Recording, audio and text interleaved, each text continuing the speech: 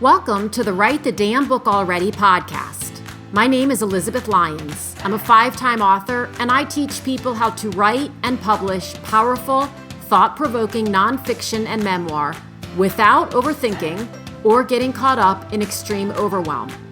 Because your story and message matter, and it's about to become someone's very favorite resource. For more book writing, publishing, and how the heck do I move through this glitch tips and solutions, and plenty of free resources, visit publishaprofitableBook.com. Welcome to this next episode of Write the Damn Book Already. Today, we are going to talk about some exciting stuff, like hitting bestseller lists, New York Times, Wall Street Journal. Can't say USA Today anymore because they no longer have a bestsellers list. And we're going to talk about making your podcast number one in the entire, not just the whole world, but in the universe. Can you already hear the sarcasm? We're going to talk about all of these things because I get questions from people, from authors, whether they're writing their book or they've written their book or getting it to have a little bit of new life after a few years, which, by the way, people do all the time. There are so many books out there that either do well or don't do so well right when they come out. And then a year later, or even 2 years or 3 years later, somebody gets a hold of it and dances with it on TikTok, or something happens and all of a sudden it's everywhere. So the key there is never give up. But a question I hear a lot is should. It starts with should, which is always a big indicator for me. Should I pay to play? Or should I join these, how are people doing book tours and how are people getting creative about getting the word out about their books? So we're going to talk about all of that stuff today, and I'm super excited. Before I launch into that, I want to let you know about a really exciting upgrade to Book Writing Made Simple. If you are not familiar with Book Writing Made Simple, it is my 12-month program for writing powerful nonfiction or memoir. In addition to having access to all of my online trainings and downloads and videos and resources and all of those things for those 12 months, we now have 2 monthly coaching calls. It used to be 1 a month. And what I was finding was that it was getting really tricky with different time zones and people's work schedules and different countries even. And so people who were wanting to join weren't able to. And once you skip a whole month and therefore you go 8 full weeks without joining a coaching call, it's really easy to just kind of fall off the wagon. And another thing that was happening is people were feeling like, I haven't written in 4 weeks or 6 weeks and I wasn't able to join the last call. So I'm just not going to come to the next one because I don't really have anything to report.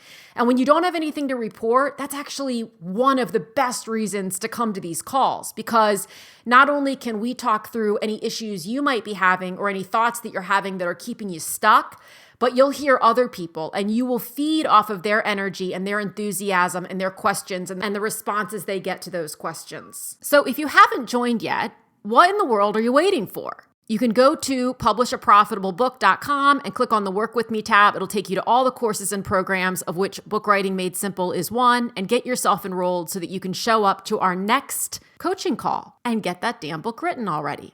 All right, so what we're going to talk about today are these lists. I have received, and this is not an exaggeration, 4 emails in the last 6 days, maybe 5, which included a weekend, from people saying, hey, Elizabeth, I can get your authors this, that, or the other thing. Let's schedule a call so we can figure out how to work together. Okay. So what they can get my authors is New York Times bestseller list for $250,000 for the audiobook. They can get my clients to number 1 or the top 10 in Apple Podcasts for multiple 5 figures. They can get my authors tons, and I think the word actually was tons, of legitimate Amazon reviews. Again, at least 4, high 4 figures, low 5 figures is the investment in that. And what was the 4th one? The 4th one had something to do with publicity, getting on all the major shows, Good Morning America, the Today Show, blah, blah, blah. Here's the thing. I'm not going to say for 1 second that having a spot on Good Morning America or having your book hit New York Times bestseller or having a top 10 podcast is bad. It's not bad at all. It's amazing. The thing is, there is a huge difference between gaming the system and leveraging the system. So if you are looking to leverage the system because you want to identify shortcuts, and some of them are paid, to getting your book in a position where it sustainably attracts buyers, podcast listeners, reviews. I mean, in order to get a legitimate review, ostensibly, people have to read the book, especially if it's the ebook, because Amazon can tell if they've never opened the book, and they're very likely to throw those reviews right out the window. But the key word here is sustainable. So the flash in the pan, I'm a #1 Amazon bestseller, and then we go look, and yes, they are #1 in automotive repair, even though their book is about gardening or nutrition. And then the next week, they're long gone off the list. And by the way, another new thing is I'm #1 in new releases in automotive repair, and only one book came out that week. So of course you're going to be #1. And lest it sound like I'm being negative, I'm not trying to be negative. If it trips your trigger to hit that list, to be #1 in automotive repair, even though you've written a book about cutting sugar out of your diet, if that excites you, by all means, go do it. Don't pay someone to do it, though. It's the easiest thing in the world for you to just do by yourself, I promise. But go do it and take the accolade. Just in a couple of weeks, when the book isn't selling, don't get too upset or concerned or confused as to why that is happening. What I love more than anything is long-term sustainable growth. And in a market, and we're talking about the whole market, not just the book industry, but in a space right now where people are pummeled, like pummeled with products, books, anti-aging creams. There's a new Pilates thing that doesn't even hook to a wall. It's not even a reformer. You just hook it to your doorknob or something like that.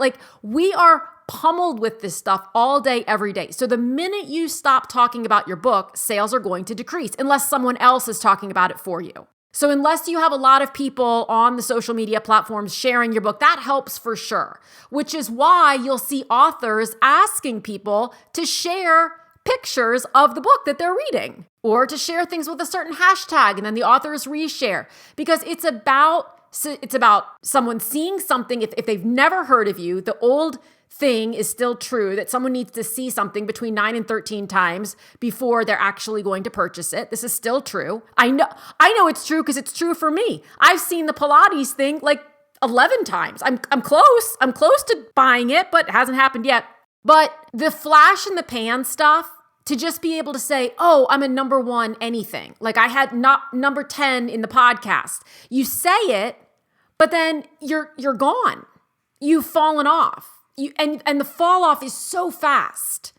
And if you're not willing to do the work to keep yourself there, then whatever you did to get yourself there, which is usually the pay to play, is incredibly short-lived. And unless you have just a ton of money to burn, and again, these are bucket list items, you just say, I want to just be able to say that I hit number 8 in the Apple Store.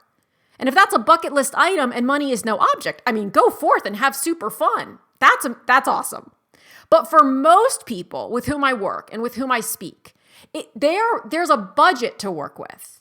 And there's a decision that has to be made about, okay, where do I get the most bang for my buck, literally? If I have X number of dollars to spend, should I put it toward this, or this? In that instance, the should is valid because we have to look at each possible opportunity. There are a lot of authors right now, actually, and they're more so in the romance space, but they're not even selling their books on Amazon or the other platforms because they just sell direct. And there are cons with that. There are pros and there are cons, and all we could go into that. That could be an entire episode in and of itself. But the bottom line is that there are all different ways to do this. So there are people who will have 2 reviews on Amazon, but yes, they are selling thousands of books through conferences and events and speaking engagements and things in the back of the room. A lot of this stuff is just a buildup. And it's a decision on what do you most want to do. And if you put your passion and your energy into what you most want to do, let's say starting a podcast, and then you find some of the little tips and tricks, it's like reels on Instagram, right? There were all these people who sold courses. A lot of them were quite good. I bought several on how to get your reels seen by more of your ideal audience. It wasn't just about the number of views. It was about the people seeing them who would be interested in your book, your product, your service, whatever. And a lot of those were great. You invest low three figures, like under $200. You get these proven tips and things that work that you didn't even know you could do. They tell you about all these apps that you can use that you've never heard of, and therefore you don't have to spend hours scrolling through the App Store wondering which ones to spend $3.99 on. Many of them are free. All those things, that's leveraging what's out there to shortcut your experience. But it's to shortcut your experience so that you can maintain some level of stability and sustainability and growth in whatever it is you want to do. So hitting something and being a flash in the pan for 5 minutes really does nothing. Getting a bunch of, even if they're legitimate, and I really don't even understand this, Amazon reviews, like hundreds, thousands, whatever of Amazon reviews, if they're not even written by your ideal, yes, having a lot of reviews definitely helps you come up higher in the search results on Amazon if someone is searching for a keyword that relates to your book. We're not going to doubt that. But you know what is a less expensive and more authentic and leverageable way to do that? Just keep talking about your book to the people who would love to buy your book. Do giveaways, have reasons to give away free copies, give away like all and then you get actual legitimate reviews too that you can share. Share the reviews on social media. Share them in your stories. When you put them in your stories, have a link that says, I need this book. They click on it. They go right to the preferred distributor, whether it's Amazon or Bookshop or wherever you want to most support that particular day. And they go and they buy it. And then the also bots ring true, because if you're selling the book even at 99 cents to a bunch of people who typically buy thrillers and manga and romance, and your book is about cutting sugar out of your diet, then in your also bots, it's going to show all these books. You've got this book on sugar, and down in the also bots, it's going to show manga and poetry, which makes no sense. And on the reverse side of that, when someone goes and buys the contemporary romance, your book is going to show up in the also bots, which doesn't really work very well, because that audience, the reason they show them the also bot is because they want the people to buy more of what they've clearly shown an interest in, which is not removing sugar from their diet. It's romance or manga or thrillers or historical fiction, whatever. So there's a method to this madness. And the thing that nobody wants to talk about seemingly is that part of the method is time. There's a magic bullet if you want to spend upwards of multiple six figures sometimes to grab that magic bullet. But what next? And so that's what I ask when I talk to people who say, I have this thing that your authors will love. I'm always like, but then what?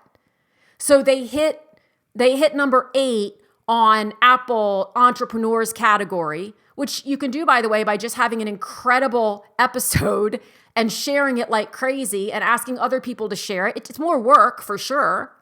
But when you're on a budget and or when you're not on a budget and you just want to do it in a sustainable way, this works. So this isn't me saying that there's anything bad about these businesses that do these. That's not what I'm saying, to be clear. This is really meant to be an encouragement and a little bit of a breathe out, like let's all exhale. For the people who are thinking, oh my God, is the only way that I can do this and get sustained growth and get reviews and get eyes on my book and get buyers to my course or my program is to spend all this money and bring all this stress into my world of, okay, you have 1 day or 1 week to hit this thing. Go, go, go, go, go, go, go. And if you're not willing or able to go do the go, go, go because you don't know what the process is and the algorithm and all those things, then you have to pay someone else a lot of money to do that. And they command that level of money because they do know the algorithm. They do know the process. They do know at which outlets the book, the podcast, et cetera, has to sell or be downloaded in order for you to hit those numbers. There are a lot of people out there doing strong businesses very, very quietly.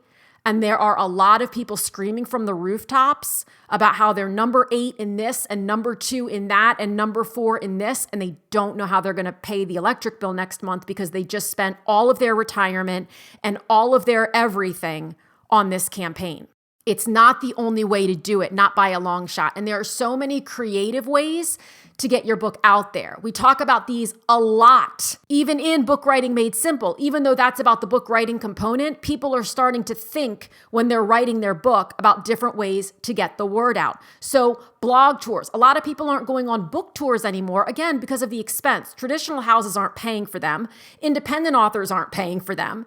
So how else do we do it? Well, there are local indie bookstore tours that you can do in your state. Find your indie bookstores, contact them, set up a signing. They can buy the books on consignment or they can buy them straight away from Ingram. And there you go. Do virtual book tours. There are tons and tons of, one of my authors did one a couple of months ago with a group called Kate Rock Book Tours. And you can find her on Instagram. And she has a group, and you'd want to do it provided your book is aimed at Kate's readership. But basically, the book travels, it goes on a tour through all these blogs that Kate works with. And my author ended up getting a lot of sales from that and a good number of reviews as well. So there's that. I have an author right now who is speaking to empty nest moms, and she has a plan to go and speak on college campuses, like Parents Weekend. Or there are so many ways to get creative about it without feeling like you have to reach this pinnacle of, I'm number 7. And yes, we hear the New York Times bestselling authors saying, I hit the list because it's super exciting, but then it's done. And they didn't pay to hit that list. They just hit that list because they wrote an amazing book and they had a lot of pre-orders and their publisher did the thing and it worked out the way it worked out.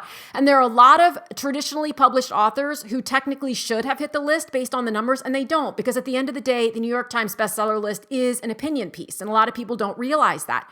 But the editors get to make the final decisions, and it's not always based on the numbers. So there have been a lot of instances where authors are quite ticked off because based on the numbers, they should have hit that list and they didn't. And yet they keep going.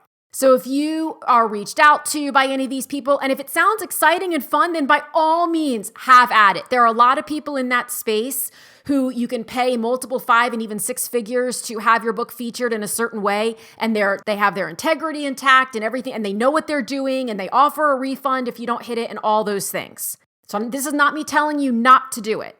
This is me saying you don't have to do it. And so if you're feeling like that's the only way and you're seeing other people posting and you're wondering, how are they getting this? That's how they're getting it.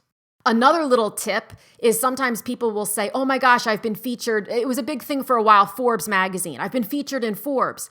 I won't say it's easy to get featured in Forbes. It's certainly not easy to write your own article and have it fully published in Forbes. But there's a service called HARO. It stands for Help a Reporter Out. And it's actually one of the bold moves in my 25 Days of Bold Moves Challenge, which is free. And it's also available on the publishaprofitablybook.com website. You can just sign up. It's 20, did I say 45? It's 25 days of bold moves for authors and aspiring authors. So whether your book is already out there or going to be out there, these are just bold things that you can do every single day to help increase your confidence, increase your visibility, sell more books. One of them is to join HARO. HARO, it's HARO dot, I think net, or it's helpareporter.net. I'll put it down in the show notes. But essentially, every day, journalists go out and they post, dozens and dozens and dozens of queries and requests for content for articles that they're writing. And some of the articles that they're writing are for magazines and publications you've absolutely never heard of. And others of them you've definitely heard of. You'll see Forbes, you'll see the major newspapers, many of the major magazines. Fast Company, Business Insider, all of those things do show up, and they let you know what they're looking for, and you submit your response, your contribution, and if they're interested, they will contact you and they will get your information and they will include it, and then you get to say, hey, I was just mentioned in this article. It's free. It's completely free. HARO has a paid version. I've never used it. I've been using HARO since they first came out. There are over 55,000 journalists and bloggers who use it to get sources for their articles. So if you just want to be featured somewhere, you don't necessarily need to hire a high-end publicist, or I want to remove the roadblocks that people have in their head, the mind blocks that make them think, I can't do this without fill in the blank. Yes, it may take a little bit more time and energy and research and work. That's absolutely the case. But if you don't have the money, or you don't want to invest that level of money, and again, if you do, awesome. But if you don't, there's another way. There's another way to leverage the system, to learn the system, and not just have to game the system for an accolade that is not going to allow your book sales or your visibility to grow in a sustainable way. So I hope that has been helpful. If you have any questions, as always, don't hesitate to contact me. You can email me, elizabeth@elizabethlyons.com, or you can DM me on Instagram. My handle over there is Elizabeth Lyons Author. Thank you so much for tuning in. If you enjoyed this episode, this is your friendly reminder to follow or subscribe, leave a quick review, and share it with someone you know has a great story or message, but isn't sure what to do next. Also, remember to check out publishaprofitablebook.com for book writing resources and tips, and to see all the ways we can work together to get your book out into the world. Again, thanks so much for listening, and I'll talk with you again soon.